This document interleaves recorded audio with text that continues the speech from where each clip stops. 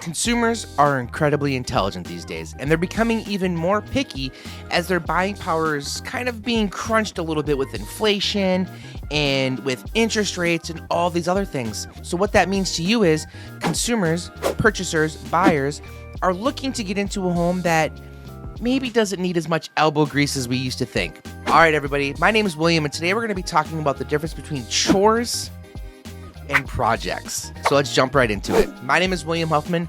I'm a real estate agent here in the state of Minnesota, team lead for RE/MAX Results of Good Life Group, brag points, top 1.73 for RE/MAX in the world. Woohoo! I'm a national real estate coach. We have 2 puppies. I don't think I've talked about our puppies yet. We got Francine and Gertrude. Hopefully I can put little photos of them right here. So let's jump right into it. Hey everybody, William here. How you doing? And today I want to talk about some things that I feel are, well, I always feel things are important because I like to talk. And as you know, I'm a listing heavy specialist here in the state of Minnesota. I really enjoy the data side of things. I'm kind of a nerd.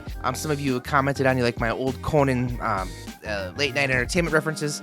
You're welcome and thank you. So before we jump into this, I need to define, and I have notes here so I can kind of be a little more cohesive. I tend to ramble and go down rabbit holes because I just love this topic so much. When we are buying a property, when we're buying a property and when we're selling a property, there's a few things we need to look at. Now, as a seller, it's our job to remove as many chores as possible from our property. A chore is something that people don't like to do. A chore we have to pay people to do. A chore is a job. Like, we have to bribe people to go to work. If people loved going to work, they would do it for free. If people loved painting the house, there would be no such thing as painters out there because it's a horrible thing to do. It's one of the worst things to do. If you're like me, painting is my arch nemesis. That and my neighbor girl across the street who's 12. Yes, Elise, I'm talking about you. That's a real thing. I'm kidding, I love you, girl. So it's our job to remove as many chores as possible. Now, there are different levels of chores. There's your first-time home buyer chores, there's your move-up chores, and there's your forever home chores. When we are working with buyers, we don't work with a ton of buyers. We're about 70% listings, 30% buyers. So we do, as a team, probably 50 to 60 buyers a year. So a good amount, I guess. When we're working with buyers, we tell the consumer, listen, create a list of 10 things. And on that list of 10 things, if we can get 5 or 6 of them, we're doing great. On the selling side of things, when we're selling a first-time home buyer price point, we have to remove any chores. Chores can be something as simple as changing out light fixtures. People think hiring an electrician and changing out light fixtures to flush mount, they're called boob lights. Changing them out to flush mount boob lights is difficult to do. Changing out doorknobs and locks and hardware so they all kind of match throughout the house. Those are some basic chores that we have to do. Do we have to stain the deck on a first-time home buyer property? Usually not. No. Why? Because a chore is paying an electrician to come in and change out light bulbs. A project is, oh gosh, guess what? That was Minnesotan. Oh gosh. This weekend we can stain the deck. First-time homebuyers don't know how horrible it is to stain a deck. So they'll do it one time. Sorry, my phone dings. I am an active real estate agent and I do work. People don't realize what we call projects sometimes, like, painting little Billy's room pink or whatever it is, right? People are like, oh, that'll be fun. That'll be a fun weekend project. Nope, it's not, but that's okay. First-time home buyers are willing to take on certain projects. Now, for the buyers, we say, all right, make a list of those 10 things again. And now we want to get 7 of those 10 things on your list. Now, when we're selling a move-up buyer property, and this is not somebody's first home, this is their second home, guess what? They're not going to stain the deck. And guess what? They'll still paint little Billy's room pink or whatever it is, okay? They might even finish a basement. First-time home buyers think they're going to finish a basement. They never are. They're never going to redo the kitchen. It's just, we all think we have these grandiose ideas that's going to happen, but we don't.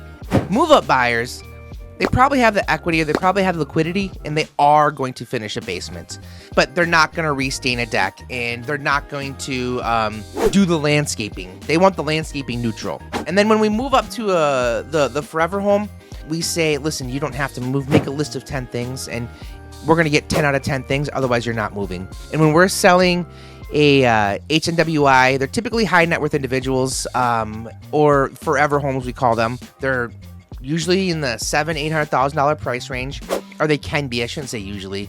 They have to be perfect. The carpet has to be new. The paint has to be fresh and on point. The hardware has to be done properly. There could be no smells. If the deck's too small, we need to make it bigger. If there's no patio, we need to add a patio. If the roof is old, We need to compensate for that. When we are selling those high up move-in buyers, like, everything needs to be done.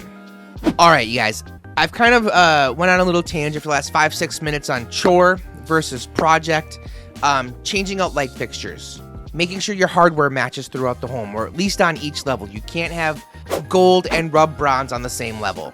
When I say hardware, I'm talking about doorknobs, I'm talking about pulls on cabinets, I'm talking about hinges on cabinets, I'm talking about light fixtures.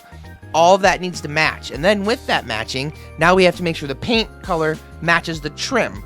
Because if all of a sudden we have white trim in half of the house, oh my gosh. It's like, so there's a bunch of different nuances that need to be taken into consideration. And also, we don't necessarily want to improve things, we need to bring things to neutral.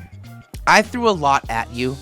If you have specific questions, please reach out to me. I am a master at this. I'm not going to be shy when I talk about this. I am really, really good at identifying what chores versus projects are at different price levels and different expectation levels. So I need you to reach out to me, comment, like, subscribe, drop a note below, reach out to me, whatever it is. I guess the comment, my producer, his name's Adam.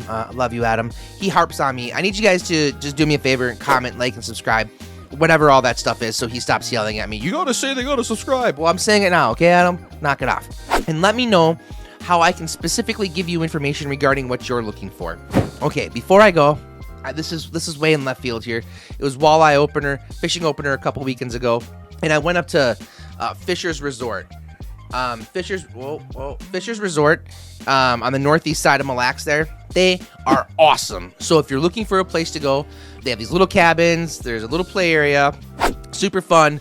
Slayed some walleyes. Matt Klug was our guide. We got a guide one of the days. He's awesome. These guys are not sponsoring me. I just want to, I love local businesses, especially local small businesses, because I am one of them. So I'm going to do a better job of giving shout outs to people that do a really good job at customer service, which is one of my driving forces, hands down. I even wrote notes. Matt Klug, he's the guide that we had up there. Fisher's Resort, absolutely amazing. Say, hey, the guy who asked for a bougie cabin called, or sent to me, yeah, that's me. They'll be like, oh, the guy with the bougie cabin. They're going to laugh their ass off. It's hilarious. And speaking of ass, bring your ass. Go Wolves. All right, everybody. I appreciate you so much. Be safe out there. We out. Deuces.